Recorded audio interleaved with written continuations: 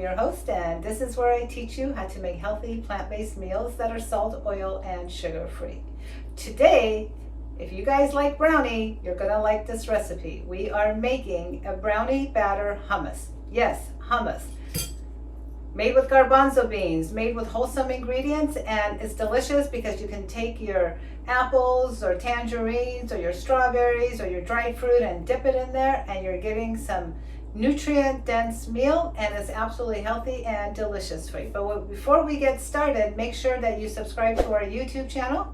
Make sure to hit that bell so that you can be notified every time that we have a new video out. And if you like our videos, please make sure to give us a thumbs up, and please make sure to comment on our videos. You guys have been doing that a lot lately, and I really appreciate it, and it's been really fun getting to know you, and I love hearing your feedbacks and answering all your questions. So hang tight, we'll be right back, and we're going to get this party started. So for this recipe, we're going to be using our food processor, but if you don't have a food processor, then you're going to need a high-speed blender that can really blend everything thoroughly. We're going to start with about two 15-ounce cans of salt-free garbanzo beans. Now, when you guys are rinsing your garbanzo bean, you notice that the outer skin, the shell, comes off and it starts to float. And if you put your hands in there to really swish this through to make sure that it gets really washed thoroughly, you'll notice that some of that starts to come off. Well, go the extra step and go ahead and take all those skins off of the garbanzo beans. Why? It'll make the blending much smoother, and it'll make your hummus taste a lot better. So make sure not to skip that step. Now, if you do skip that step, it's okay. Everything is going to be fine. But I've just noticed that it becomes a little bit creamier when that skin is completely off. Now, we are using a 1/4 cup of tahini. And when I buy my tahini, what I do, if you notice, sometimes the tahini, and the only ingredient in here is sesame seeds. That's all you want. You don't want it to say for your ingredients sesame seed oil. No, it's just sesame seeds. You notice that it starts to separate and the oil starts to sit on top. So what I do with that is I take that extra oil and I dump it out. Not the tahini itself, but I take the oil that's on top and I will dump that out. I put it in a little Ziploc plastic bag and I put that in the freezer, freeze it, and then I'll toss it out because I don't want it to go down my drain. It's going to make a mess down there. So we are going to use a 1/4 cup of sesame, or the tahini, I should say.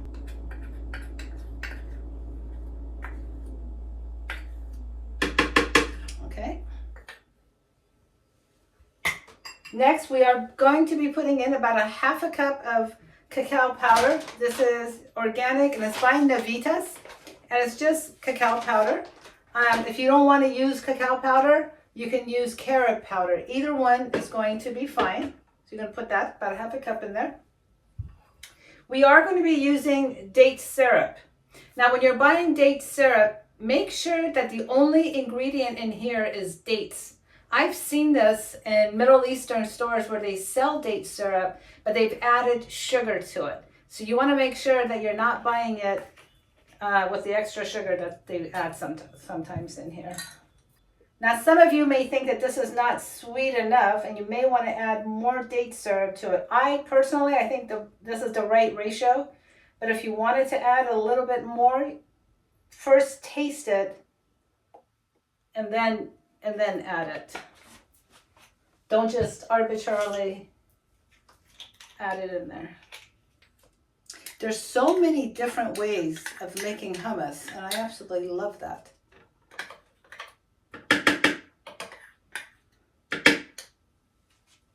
Okay. Next, we are going to be adding some vanilla powder. Now, I use Lafasa Organic, and it's it's pure Madagascar ground vanilla. I'll put a link to this in the show notes for you. So let's add that in here. Next, we are going to use a 1/2 cup of soy milk. Now, if you don't want to use soy milk and you want to use almond milk, that's fine too. Okay.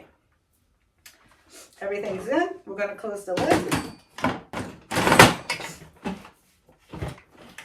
And we're going to start this, and we're going to run this for a little while.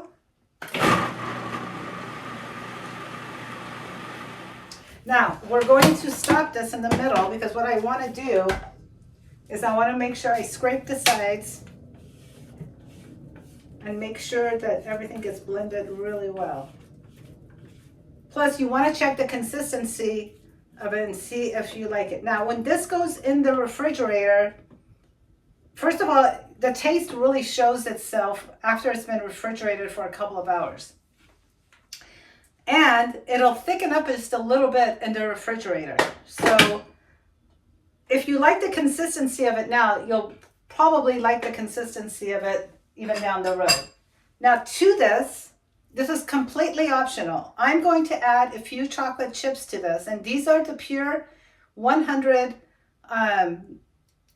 chocolates that have no added sugar to this.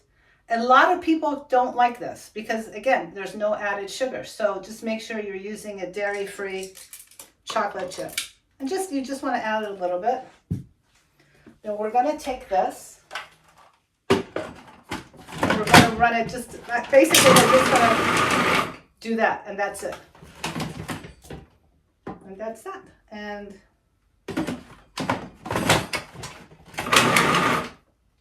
okay.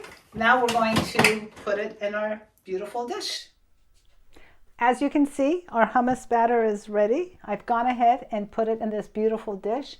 I've got strawberries and pineapples that are around it because that's what we're going to be dipping it. So you're going to take probably a toothpick and put it inside the pineapple and then just dip that in there.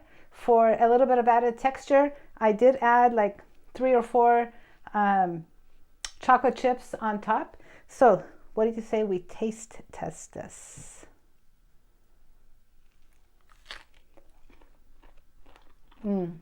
If you guys like brownies as much as I do, but this is a much healthier option because all we're using is garbanzo beans, high in protein. This is absolutely delicious. I'm telling you, you guys could have this at your party. Just don't tell anybody that it's a hummus.